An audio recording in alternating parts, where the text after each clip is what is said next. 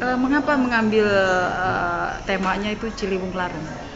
Ya, Ciliwung Larung itu Ciliwung bagi saya bukan sekedar sungai, tapi juga kehidupan masyarakat ya, yang ada nafasnya itu hidup di sepanjang bantaran sungai itu saya sebut Ciliwung. Nah, di situ Larung itu artinya dalam bahasa Jawa dihanyutkan, dalam arti disucikan. Iya. Dan itu juga semacam doa permohonan kepada Tuhan supaya perjuangan mereka itu disucikan. Apakah melakukan suatu ritual tertentu di Sungai Ciliwung itu atau bagaimana? Ritual bagi kami itu sebuah pengalaman hidup benar-benar, bukan upacara. Oh, gitu ya.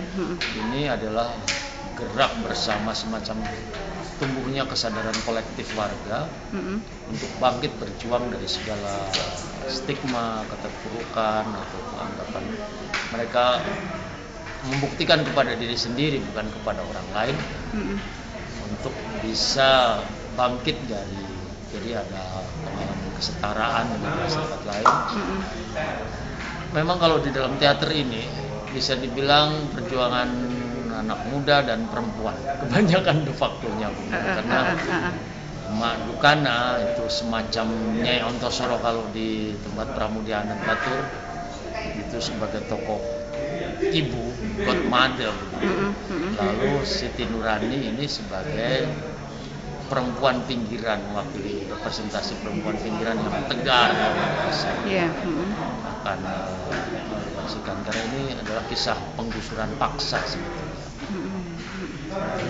Kenapa tertariknya dengan warga di Ciliwung? Kan banyak ya potret kehidupan di tempat yang lain. Jujur saja, saya sejak tahun 90 itu sering dulu mendampingi korban-korban penggusuran di Jakarta. Kami pernah membuat penelitian dengan Bapak Lupi di Institute Echoes of Right waktu awal berdiri. Itu sekitar berapa? Antara 3.000 sampai 4.000, 7.000 setiap tahun. Setiap tahun itu digusur paksa tanpa diberi alternatif. Nah, di sekitar Ciliwung atau di semua wilayah? Seluruh Jakarta. Seluruh wilayah ya. Itu antara 3.000 sampai 7.000 kakak masyarakat urban. Miskin urban itu digusur paksa tanpa diberi alternatif. Maka kita coba untuk dari pengalaman dua komunitas ini, Bukit Duri dan Kampung Pulo, bantaran sungai ini, kita coba untuk survive. Jadi semacam merebut ruang sisa. Mereka tinggal di semacam ruang sisa karena bantaran sungai kejepit dengan pinggir rel kereta api itu. Oh, yang di Bukit Duri itu ya. Ini adalah kisah perjuangan komunitas ruang sisa. Saya ingin tahu warganya sendiri ya, misalnya gitu ya. Untuk kebaikan mereka misalnya atau kesejahteraan yang lebih baik, apakah mereka misalnya bersedia ditempatkan di tempat lain atau ke daerah lain gitu? Ada nggak itu seperti itu? Hampir semua, bukan hanya di Bukit Duri Kampung Pulo, hampir semua warga pinggiran ini tidak ada yang memang ingin di tempat-tempat seperti itu kalau karena kategori pemerintah selalu kan kalau pendekatan hukum legal ilegal, mereka selalu masuk dalam kategori ilegal, atau menguntungkan tidak menguntungkan bagi siapa, kepentingan umum itu kadang-kadang representasi elit, pemilik modal dan sebagainya. Mereka selalu kalah. Mereka ingin pendekatan itu pendekatan hak asasi. Pasal 33 Undang-Undang Dasar 45 itu hak atas tanah, tempat tinggal, lalu juga pekerjaan dan pendidikan. Hanya itu, sesederhana itu. Tapi itu pun mereka tidak dapat. Maka mereka mengusahakan daerah yang ada sekalipun. Maka saya bilang merebut ruang sisa daerah yang ada, mereka gunakan seefektif mungkin. Nah, bukan hanya mereka bisa mengelola kampungnya sendiri, mereka bahkan secara tata ruang mereka berusaha mendesain kampungnya sendiri dan mereka usulkan kepada pemerintah. Jadi mereka bilang, kami bisa mengelola ini. Kadang-kadang, bukan kadang-kadang, banyak sekali saya sudah pernah membuat penelitian juga soal itu. Pemerintah itu timpang di dalam perlakuan terhadap kelas menengah ke atas dengan mereka. Misalnya perizinan itu tinggal di bantaran sungai. Mereka akan kena itu Undang-Undang Timbung dulu, Perda 1188 kena, sekarang diganti Undang-Undang Timbung. Mereka tidak boleh tinggal di situ ilegal, tapi Pantai Indah Kapuk boleh. Gitu. Nah, hal begitu banyak sekali peruntukan juga. Misalnya mereka tidak digusur karena ini milik pemerintah tanahnya. Tapi lalu di situ sudah digusur didirikan mall, boleh. Nah itu aneh itu di Cina. Iya. Perlakuan seperti itu membuat mereka terpaksa tinggal di situ, dan kalau tahu ada penggusuran tidak dibiarkan. Sementara rumah-rumah susun yang disediakan sewanya mahal sekali, tidak masuk akal, dan juga akhirnya kalau tergusur bukan mereka yang dapat. Suka dukanya Bung Sandiawan pada saat sekarang baru masuk, mungkin kan mereka ada juga kecurigaan siapa orang ini gitu kan. Saya dulu beruntung masuk, mereka tidak kenal karena saya mengurus korban banjir. Setelah 2 tahun mereka tahu siapa saya, tapi mereka tahu saya kan, mereka sebutnya orang HAM karena dulu saya suka kelihatan di masalah-masalah hak asasi. Mereka tidak tahu. Baru setelah berapa tahun mereka baru tahu saya, tapi itu tidak masalah. Jadi lama juga prosesnya ya untuk pendekatan kepada mereka itu. Kira-kira berapa tahun tuh tadi? Sampai seperti sekarang ini harus diakui lama. Itu sudah berapa lama kira-kira bisa sampai seperti ini?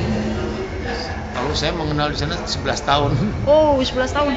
Berarti tapi untuk dibuat ekspresi budaya seperti ini baru tahun lalu. Oh, baru tahun lalu ya. Baru tahun lalu, jadi saya membuat skenario ceritanya, rangkanya, kemudian jadi ini seperti bikin cerita ketoprak di Jawa. Saya buat kerangka ceritanya, lalu kalau ada begini kamu mainnya gimana? Nah itu kan reality show, mereka main.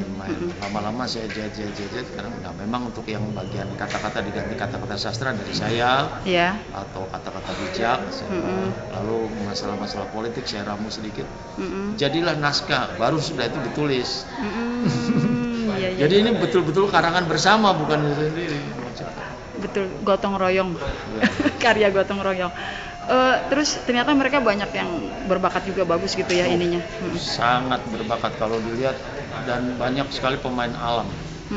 Coba nanti disaksikan saja, karena yang saya agak selalu terheran, tapi saya maklum itu begini. Kalau main di mana-mana, misalnya di TV One kemarin waktu mereka ini cuma buat fragmen kecil gitu, saya kira mereka kagum dengan musiknya, seratanya gitu. Masa situ anak Ciliwung kok bersih-bersih, kok cakep-cakep. Itu kan stigma itu, bahwa anak Ciliwung harus kotor, harus bodoh, harus dekil gitu, dan padahal ya orang kalau pendidik berkembang dalam kepercayaan diri dan punya optimis ke depan pasti bersinar. Ya betul. Sekarang harapan Sandiawan bagi mereka dan Indonesia umumnya gitu. Harapannya, saya harap pendidikan kesetaraan dalam memandang sesama dan dalam kebinekaan ini perlu dihargai. Jadi memang kita ini ada berbagai macam komunitas, dan saya yakin ya setiap komunitas masyarakat, terutama masyarakat kita itu mempunyai semacam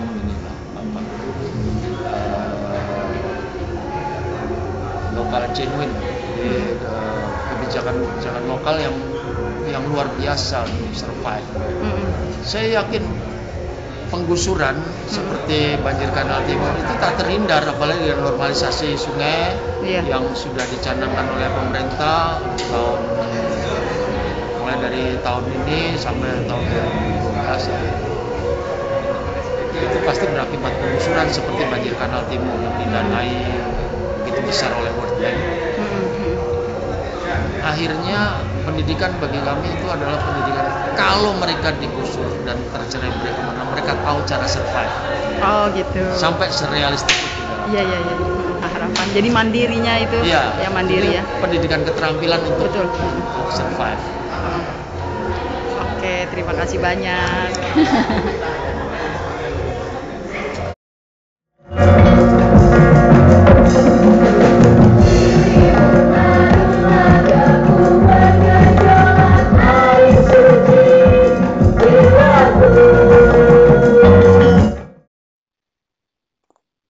Demikianlah cuplikan wawancara bersama Romo Ignatius Sandiawan Sumardi dalam pentas budaya Teater Ciliwung Larung.